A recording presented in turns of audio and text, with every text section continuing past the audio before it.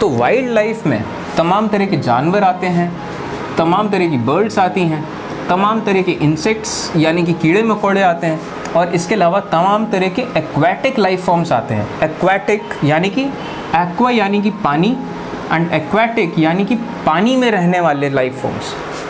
They provide us milk, meat, hides and wool. अब ये जितने भी जानवर हैं, इन जानवरों से हम क्या क्या लेते हैं? हम मिल्क लेते हैं, जो दूध है उनका, जो उनका मीट है, हाइड्स यानी कि उनकी जो स्किन है, और वूल जो उनका फर है। तो ये सब तमाम चीज़ें हम जानवरों से लेते हैं। इंसेक्ट्स लाइक बीज प्रोवाइड अस हनी। अब जो इंसेक्ट है, अब जैसे कि जो मधुमक्खियाँ हैं यानी कि बीज, हम उनसे शहद लेते हैं। Help in pollination of flowers and have an important role to play as decomposers in the ecosystem. अब जो मधुमक्खियाँ हैं वो शहद बनाती हैं। इसके अलावा मधुमक्खियाँ क्या करती हैं? They help in pollination of flowers.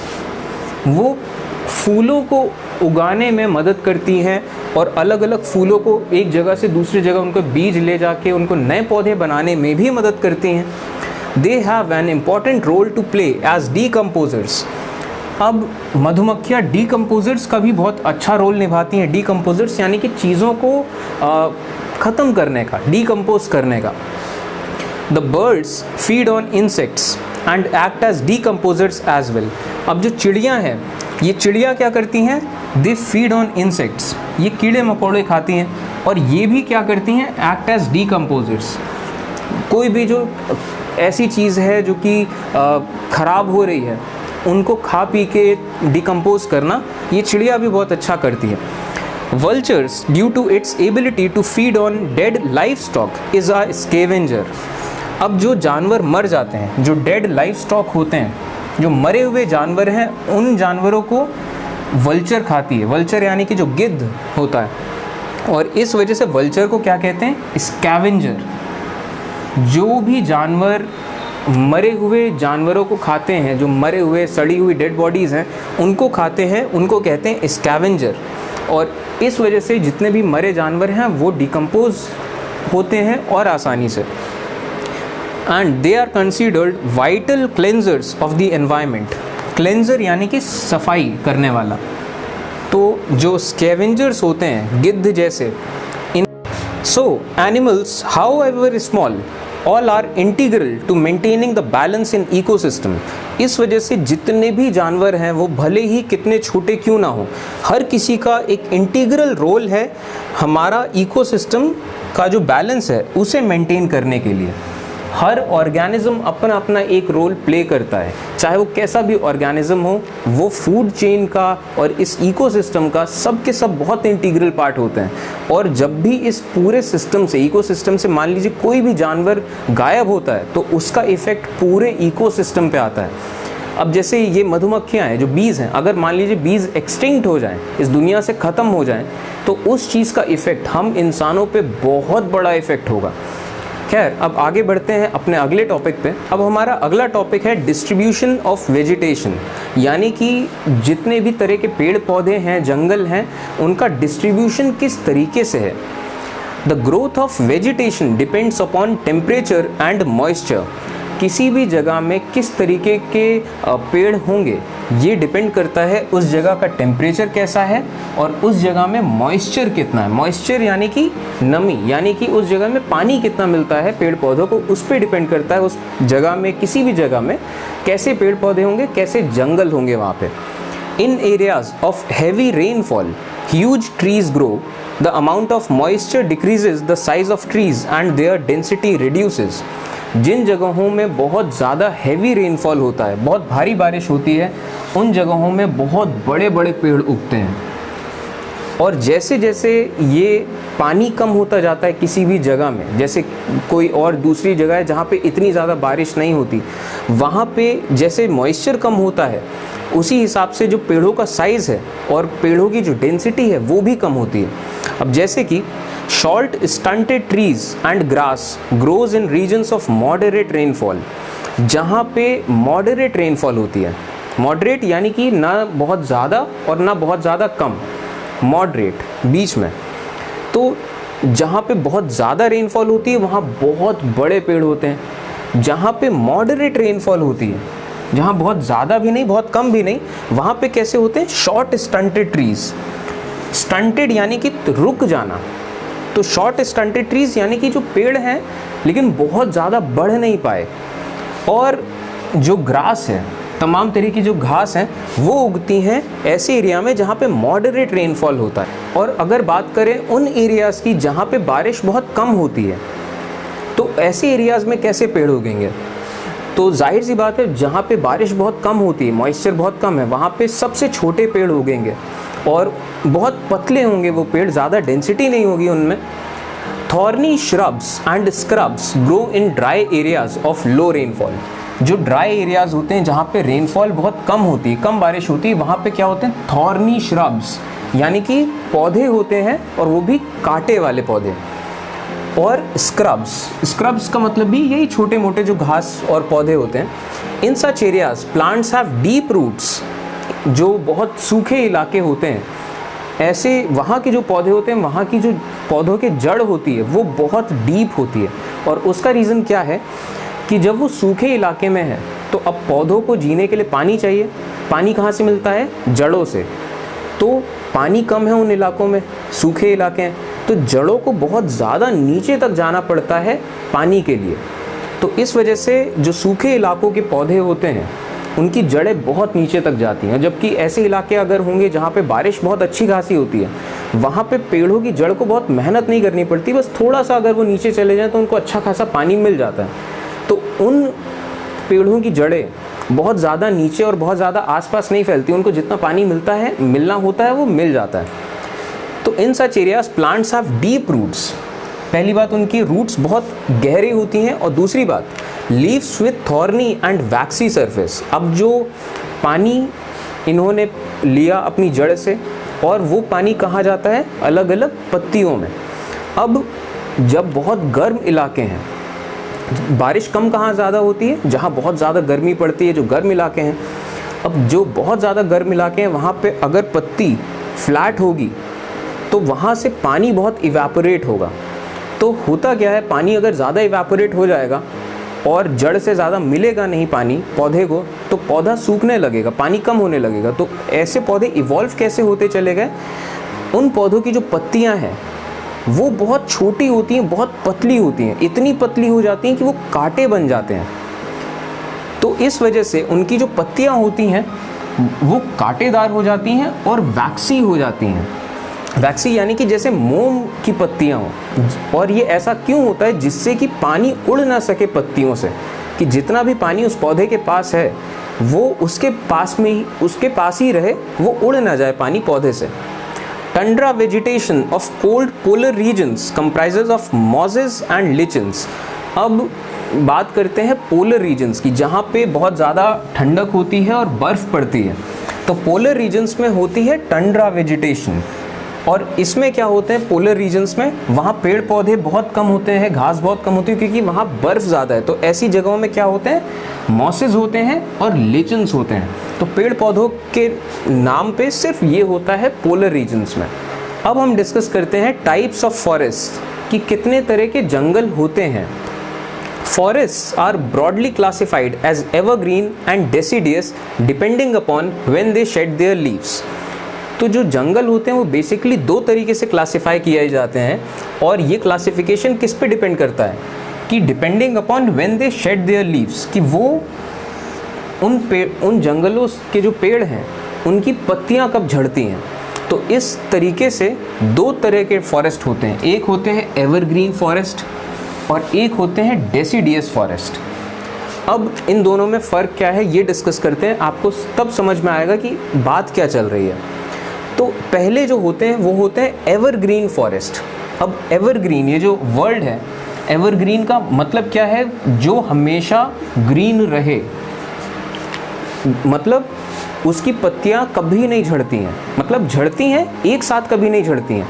एक पत्ती झड़ेगी, कहीं कोई दूसरी पत्ती झड़ेगी, तो वो पेड़ आपको कभी देख के नहीं लगेगा इस पेड़ की पत्तियां झड़ गई, आपको पेड़ वैसी एवरग्रीन लगेगा। और यहीं से एक्चुअली ये वर्ड आया है एवरग्रीन। कि कोई चीज़ हमेशा जब अपनी रौनक में रहती है तो कहा जाता है दिस इज़ एवरग्रीन, कि ये एवरग्रीन सॉन्ग है, हमें ये एवरग्रीन फिल्म है कि आप इस फिल्म को कभी भी देखो आपको हमेशा ये मज़ा आएगा। तो यहाँ से वर्ड आया है एवरग्रीन। तो evergreen forest do not shade there leaves, evergreen forest अपनी लीव्स को शेड नहीं करते हैं कभी, कि मतलब ऐसा नहीं कि एक साथ शेड कर दी लीव्स। और जबकि दूसरी तरफ क्या होते हैं deciduous forest, deciduous forest shade there leaves in a particular season two conserve loss of moisture through transpiration. तो जो डेसिडियस फॉरेस्ट होते हैं इनके जो पेड़ होते हैं ये साल में एक ऐसा पर्टिकुलर सीजन होता है जब ये अपनी सारी पत्तियां झाड़ देते हैं। Large areas of forest are cleared up to grow crops for the growing population. There is an urgent need to conserve forest. अब बात करते हैं depletion of forest and animals की, कि फॉरेस्ट और एनिमल्स यानी कि जंगल और जो ये जीव जंतु है, जानवर हैं, इनका डिप्लीशन कैसे हो रहा है, ये कैसे खत्म होते जा रहे हैं, कैसे कम होते जा रहे हैं। Plants give shelter to the animals and together they maintain the ecosystem. जो पेड़ पौधे होते हैं ये जानवरों को क्या देते हैं, शेल्टर, शेल्टर यानी कि रहने की जगह। ये तमाम जानवरों को और पंछियों को रहने की जगह देते हैं, इस वजह से वो जानवर और वो चिड़िया, वो पंछी रह पाते हैं, जिंदा रह पाते हैं, और इस तरीके से इकोसिस्टम मेंटेन रह पाता है। Changes in climate and human interference can cause the loss of natural habitat of plants and animals.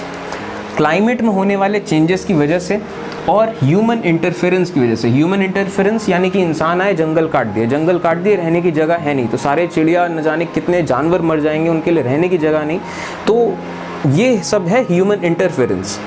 तो ऐसे तमाम वजहों से जो नेचुरल हैबिटेट है प्लांट्स का और एनिमल्स का वो ख़त्म हुआ जा रहा है। अब ये क्लाइमेट चेंज की वजह से कैसे, कई सारे ऐसे पेड़ होते हैं जो कि पर्टिकुलर क्लाइमेट में ही उगेंगे। अब जैसे जैसे अर्थ में ग्लोबल वार्मिंग हो रही है, क्लाइमेट में चेंज हो रहा है, तो वो पौधे जो हैं उनकी पैदावार कम होती जा रही है, और कई पौधे तो ऐसे हैं जो एक्सटिंक्ट हो गए हैं। और आपके जैसे बता दूं, जो चॉकलेट होती है, चॉकलेट बनती है एक बीन से, कोकोआ बीन से। ये कोकोआ बीन पूरी दुनिया में कुछ जगहों पे ही उग सकती हैं, ये हर जगह नहीं उग सकती। अगर आप चाहें कि लखनऊ में यहाँ कोकोआ की वो पेड़ लगा दें और वो बीन्स वैसी ही उग जाएंगी तो बहुत मुश्किल है ये उगाना। तो कोकोआ बीन्स ये इनकी पैदावार में बहुत कमी आ रही है क्लाइमेट चेंज की वजह से। तो ऐसा हो सकता है कि मे बी शायद 100 साल बाद, 120 साल बाद कोकोआ बीन्स भी एक्सटिंक्ट हो जाएं, तो चॉकलेट भी एक एक्सटिंक्ट चीज़ हो जाएगी। तो ऐसा हो सकता है, इसकी प्रोबेबिलिटी अच्छी खासी। हाँ, अनलेस कि हाँ डीएनए इंजीनियरिंग करके हम कुछ ट्राई ना कर लें, लेकिन फिर भी हम चाहे जितना भी डीएनए इंजीनियरिंग कर लें, नए नए टाइप के पौधे उगा लें, नए नए टाइप के जानवर बना लें, लेकिन वो चीज़ कभी नहीं आएगी जो कि नेचर से आई थी। खैर, many species of animals and birds have become endangered or extinct. अब क्योंकि नेचुरल हैबिटेट खत्म हुआ जा रहा है पेड़ पौधों का और ये तमाम जानवरों का, तो बहुत सारी जानवरों की स्पीशीज़ हैं जो कि एक्सटिंक्ट हो चुकी हैं। एक्सटिंक्ट यानी कि बिल्कुल ख़त्म हो चुकी हैं दुनिया से, उनका कोई नामो निशान नहीं है, और या तो फिर एंडेंजर्ड है। कि एंडेंजर्ड, डेंजर यानी कि खतरा, तो एंडेंजर्ड यानी कि वो खतरे में है बिल्कुल, कि ये जस्ट एक्सटिंक्ट होने वाले हैं। जैसे जो पांडाज हैं ये एंडेंजर्ड स्पीशीज़ हैं, कि ये दुनिया में बचे हैं लेकिन बहुत कम बचे हैं। अब इनको बचाने की कोशिशें हो रही हैं कि ये एक्सटिंक्ट ना हो जाएं।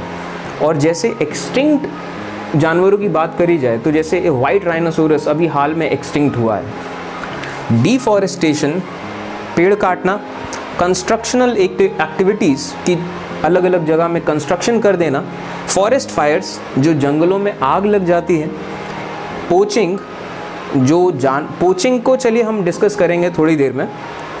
इसके अलावा natural disasters like tsunami are some natural and human factors which accelerate the process of extinction. कि ये सब फैक्टर्स हैं जो प्रोसेस ऑफ एक्सटिंक्शन को इंक्रीज़ करते हैं। कि कोई जानवर का एक्सटिंक्शन हो गया, कि जानवर की प्रजाति खत्म हो गई, वो कब होगी? जब पेड़ पौधे ख़त्म कर दिए जाएंगे, कंस्ट्रक्शन की एक्टिविटीज़ होंगी, जंगल ख़त्म, वहाँ बिल्डिंग बन गई तो रहने के लिए जगह नहीं जानवरों को, या फिर फॉरेस्ट फायर, जंगलों में आग लग गई तो सारे जानवर मर गए।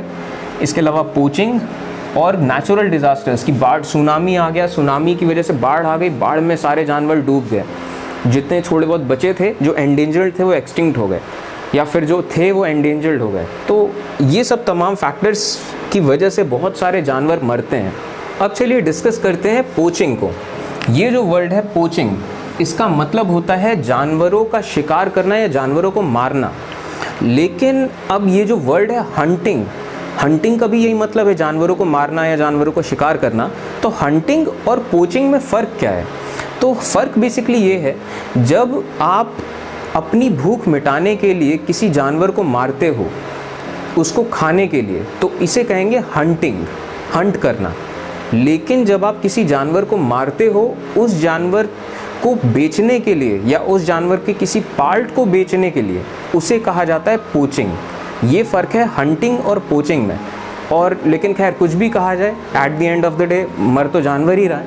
खैर, one of the major concerns is poaching. अब जानवरों की जो अलग अलग स्पीशीज़ हैं वो एंडेंजर्ड हो रही हैं, कई सारी एक्सटिंक्ट हो चुकी हैं।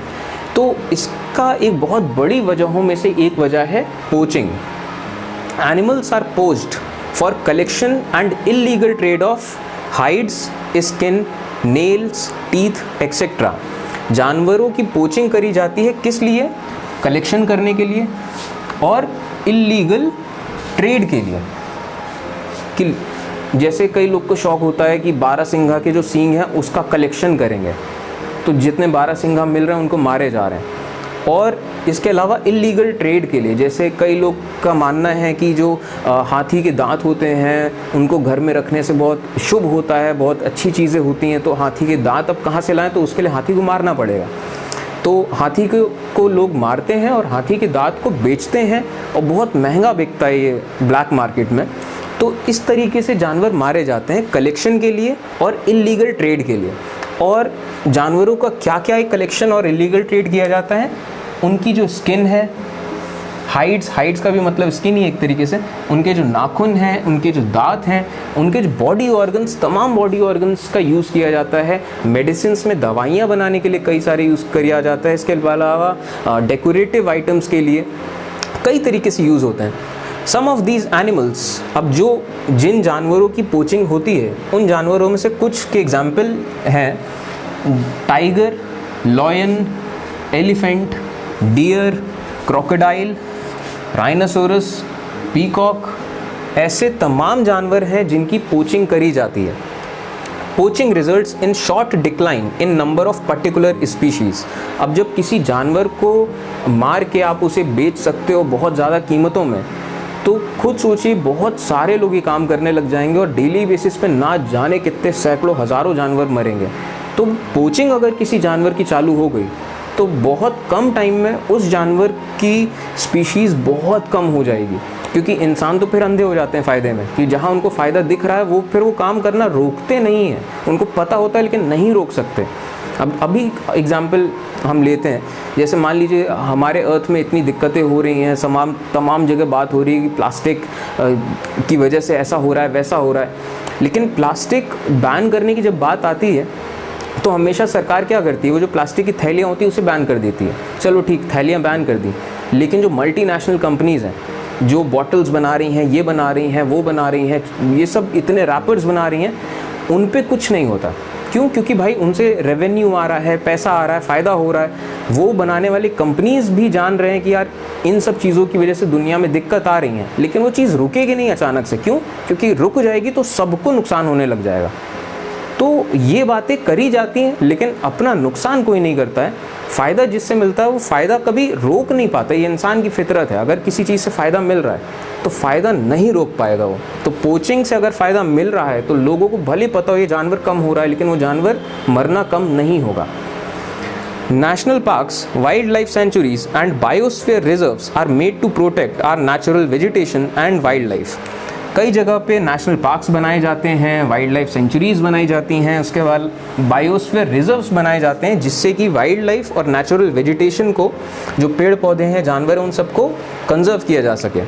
Awareness programmes like social forestry and Van Mahotsav should be encourage.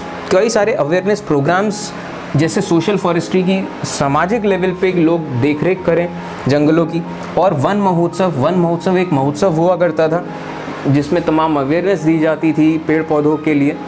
तो ये सब सोशल जो प्रोग्राम्स हैं उनको भी बढ़ाया जाना चाहिए कि लोगों को पता चले कि ये चीज़ें कंजर्व करनी है। Many countries have passed laws against the trades as well as killing of birds and animals. कई सारे देशों ने ऐसे कई सारे लॉज पास किए हैं जिसमें ये इस चीज़ को कानूनन अपराध माना गया है, इलीगल माना गया है कि आप किसी जानवर को मारो या किसी चिड़िया को मारो।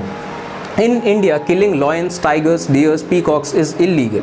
जैसे इंडिया में शेरों को मारना, बब्बर शेरों को मारना, लॉयंस, टाइगर्स, और इसके अलावा हिरन को मारना, पीकॉक्स को मारना, ये सब इलीगल है।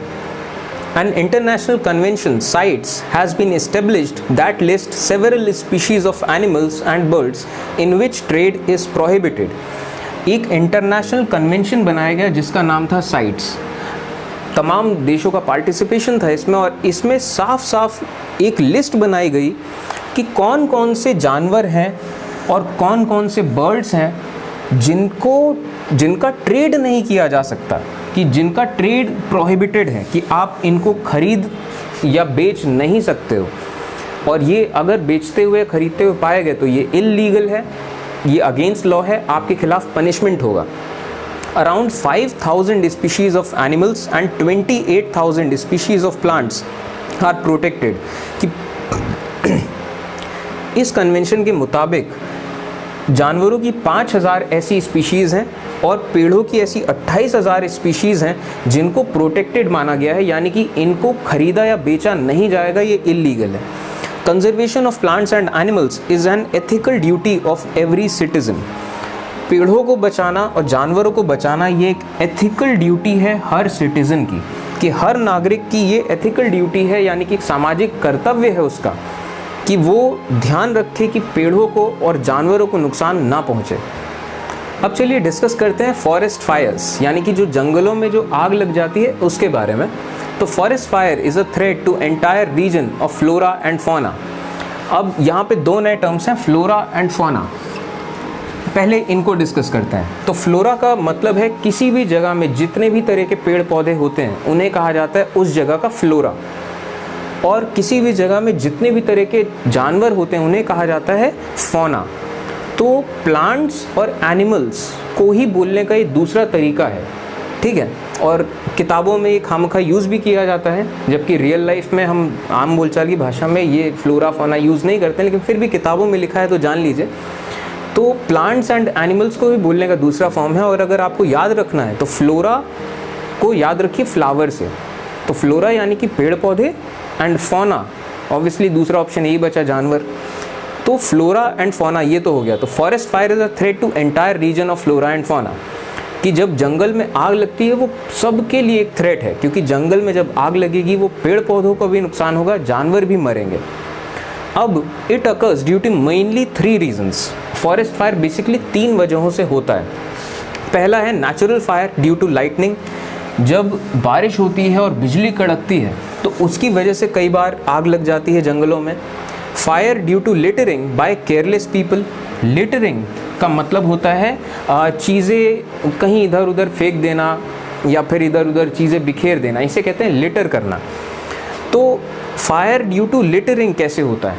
जैसे कई लोग होते हैं जंगल से गुजर रहे होते हैं और सिगरेट पी के फेंक देते हैं, तो उस सिगरेट की वजह से आग लग जाती कई बार जंगलों में। तो फायर ड्यू टू लिटरिंग ऐसे होता है कई केसेस में। इसके अलावा purposely caused by local inhabitants, mischief makers etcetera.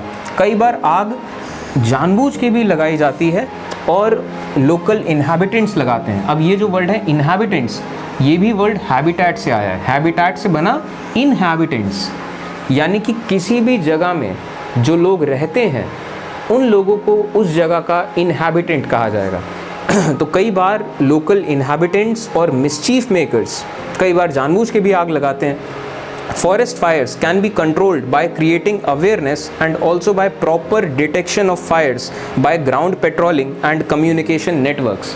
अब जंगल में जब भी आग लगती है तो इस चीज़ को कंट्रोल कैसे किया जाए? तो अब अगर बिजली कड़कने की वजह से आग लगी है तो इसमें भी आप कुछ ज़्यादा नहीं कर सकते। हाँ, लिटरिंग की वजह से जो आग लगती है इसको कम किया जा सकता है अगर लोगों में अवेयरनेस फैलाया जाए कि आप जंगल से गुजरो तो लिटरिंग नहीं करना है।